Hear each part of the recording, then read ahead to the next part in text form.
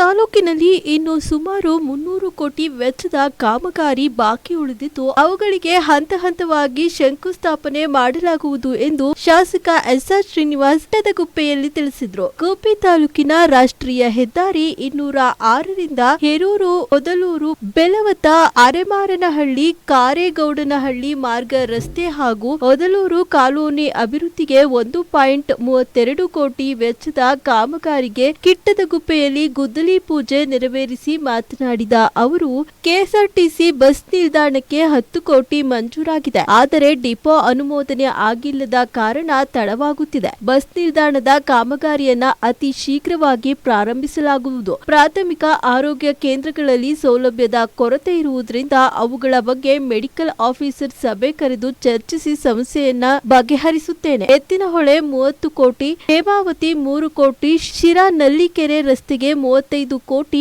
Oil ದೊರೆ ಹೊಸಕೆರೆ ರಸ್ತೆಗೆ 6 ಕೋಟಿ, ಕೇಂದ್ರ ಸಚಿವ ವಿ ಸೋಮಣ್ಣನವರಿಗೆ ಹೇಳಿ ಸಂಪಿಗೆ ರಸ್ತೆಗೆ 35 ಕೋಟಿ, ಈ ರೀತಿ ಇನ್ನೂ ಹಲವು ಕಡೆ ಅಭಿವೃದ್ಧಿ ಕಾರ್ಯಗಳಿಗೆ ಗುದ್ದಲಿ ಪೂಜೆ ಮಾಡಲಾಗುತ್ತದೆ ಎಂದರು. ಈ ಸಂದರ್ಭದಲ್ಲಿ ಗ್ರಾಮ ಪಂಚಾಯಿತಿ ಅಧ್ಯಕ್ಷೆ ರಾಧಾಮಣಿ, ಉಪಾಧ್ಯಕ್ಷರು, ಸದಸ್ಯರು ಶ್ರೀನಿವಾಸ್, ರವೀಶ್, ಮುಖಂಡರಾದ ಹೊದಲೂರು ಶಿವಪ್ಪ, ಬಾಲಾಜಿ, ನಾಗರಾಜ್, ಲೋಕೇಶ್, ನಟರಾಜು, ಚನ್ನಬಸವಣ್ಣ ಹಾಗೂ ಲೋಕೋಪಯೋಗಿ ಇಲಾಖೆ ಎಡಬ್ಲ್ಯೂ ಗುತ್ತಿಗೆದಾರರು, ಪಿಡಿಒ ಚಂದ್ರಶೇಖರ್, ರಘು ಪ್ರಕಾಶ್ ಹಾಗೂ ಸಾರ್ವಜನಿಕರು ಉಪಸ್ಥಿತರಿದ್ದರು.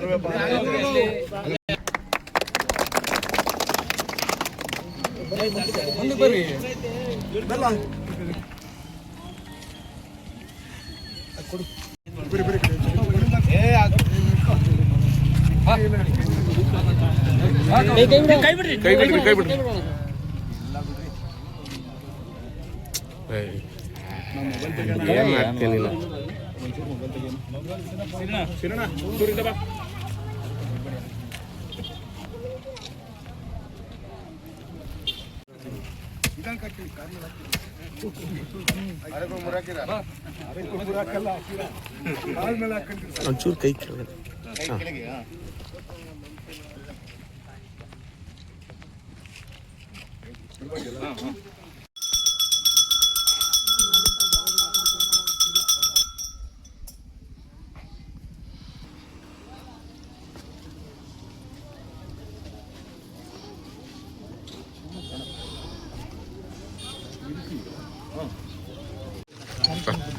ಸರ್, ಈ ಮತ್ತು ನಾವು ಕಿಟ್ಕಲ್ಲಿ ಕೆರೆ ಹತ್ರ ನಾವು ಎಸ್ಸಾರಿ ಮಾಡಿಸಿದ್ರು ಹೋಗ್ತಿತ್ತು. ಅದಕ್ಕೋಸ್ಕರ ಅಲ್ಲಿ ಊರೊಳಗಿಂದ ಕೆರೆ ಎಂಡ್ವರೆಗೂ ಕಾಂಕ್ರೀಟ್ ರಸ್ತೆ ಮಾಡ್ತಾಯಿದ್ವಿ.